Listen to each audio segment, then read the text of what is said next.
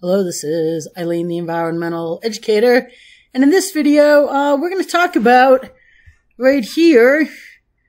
There is more than 200,000 people on red alert because toxic dust from the Great Salt Lake is making the area uninhabitable. And this was a June 6, 2023 article right here. They who's to blame for the Great Salt Lake problem and how can we fix it? And right here, one idea to fix it is to pipe water in from the ocean into Utah. And it says that this would cost $300 million a year in electricity to operate. Okay, so they've actually proposed that. So this article says that the Great Salt Lake has been in a once-in-a-generation drought for around 2 decades, sparking fears about what could be released should the body of water disappear in 5 years. Because this lake bed here, it contains a high level of arsenic that, in addition to the dust, causes health concerns. And yeah, arsenic up to and including death. And in addition to arsenic, this NBC article says that the dust contains toxic metals. And, you know, this then, the people in the nearby communities are exposed to this. When this dust gets in the air, it becomes, dust on their cars, dust on their decks, just dust in the air that you breathe. And Bonnie Baxter, a biology professor at Westminster College, warned that if we cannot get more water to the lake, there are going to be terrible outcomes. She said that the scale of damage to human life should the lake vanish and release its dust would be devastating, but also disrupting to 10 million birds who visit this ecosystem to fuel their journey. And right here it says the lake's water volume has dropped by more than 2/3 since pioneers settled in the Salt Lake Valley, leaving much of its surface exposed and eroding. And a university Utah State University, a study suggests that the lake is 17 feet below its long-term average, and most of that loss, 11 feet, is caused by humans. See, so, humans are moving into the area. They're using up the water because right here, 7.5% for residential, not from the lake, but the water that would otherwise feed the lake. Okay, so the Great Salt Lake's watershed, it's used for agriculture, industrial, and then for residential. And, the area is like every other area expanding and more people are living in there. So the water that used to, right here, 85% agricultural. That's big. And the water that used to then be left over after people used all of this, used to go into the Great Salt Lake. But that isn't happening anymore. They say the equivalent of 651.7 billion gallons of water is being pulled from the river before it even hits the Great Salt Lake. And meanwhile, the lake loses 2.9 million acre feet of water to evaporation over the course of a summer. And that's in addition to today's historic depletion from the drought that they're in. And according to the U.S. Geological Survey, the lake levels will likely continue to decrease until fall or early winter.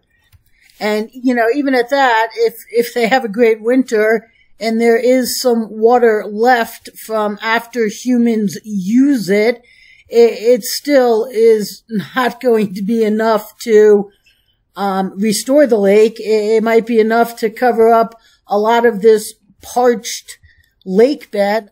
Look at these pictures here. You know, that's just a parched lake bed. So, and there's another one down here. No, I'm sorry. I thought there was another one, but you know, when the wind comes through and then it picks up all the dust and all the toxins and arsenic that is in this lake bed here. So it's becoming a problem. And, you know, okay, yeah, they really are talking about an idea, to pipe ocean water to the Great Lake, which, the project that itself would be just to even create the infrastructure. Okay. Not to mention the 300 million a year just for the electricity to pump it. But, you know, the solution, right here, who's to blame for it? It's people.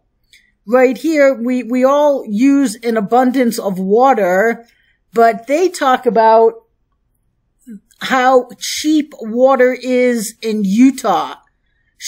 Water shouldn't be this cheap in the desert.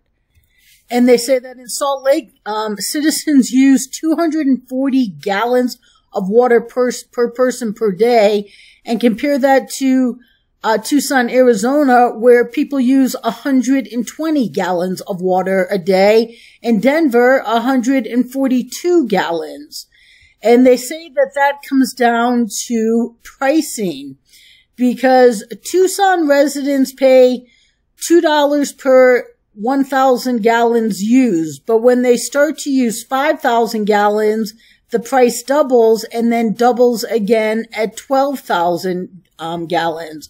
But in Utah, it's less than $2 for the first 5,000 gallons, but costs $2.53 for anything up to 3,500 gallons. So they said that pricing is about 5 times less than Tucson. So that's, when you make it too easy and people's bottom line isn't affected, people just can't be bothered to take the responsibility to turn off the water when the water is just running from the faucet straight down the drain. And that is a lot of the water that's being used here. And they also talk about Moab. Everybody knows about Moab these days. It's a great place. If you haven't been there, I recommend it. But they start charging $1 for water at 3,500 gallons, but the pricing is a flat $2 after 10,000 gallons and beyond. So they make it just very, very, very cheap. I don't know if before they used to just have so much groundwater that it didn't matter. Well, they say that actually the reason it's so cheap is because the state allows Utah's largest water conservation districts to charge a property tax on home, businesses, and cars, and that money covers a big chunk of the water company's revenue. So they say that Utah residents may not know the true cost of their water because it's hidden in a property tax. So, you know, they pay their tax because you have to. But then when it comes time to pay their water bill, it's just so very, very cheap. And these people are not being, you know, incentivized to not use water. It's very easy to save water and be a water miser. You just have to be respectful of it. And that's not something that Americans are known for. But if they don't get this under control, they say, if not, Utah could become a toxic wasteland and its cities could become ghost towns. Right. Who would want to go visit it? Who's going to want to go visit an arsenic and heavy metals toxic wasteland? So the people of Utah need to really probably just start respecting water and not abusing it, because right now there is toxic dust in the area. And it's only going to get worse and be a worse and worse problem. And I truly think we can all agree that the idea to pipe ocean water into Utah at $300 million a year just for the electricity alone, never mind maintaining the system, never mind building the system, employing all the people. Oh my God, ridiculous. When all people have to do is turn off their tap. And, you know, in this article here too, it says that in the desert, you know, they could replace their water using lawns with things more for the arid, dry desert environment that Utah is. But right now, the people don't have the incentive to do it. But they're screaming about this toxic dust. So, okay, people, stay tuned.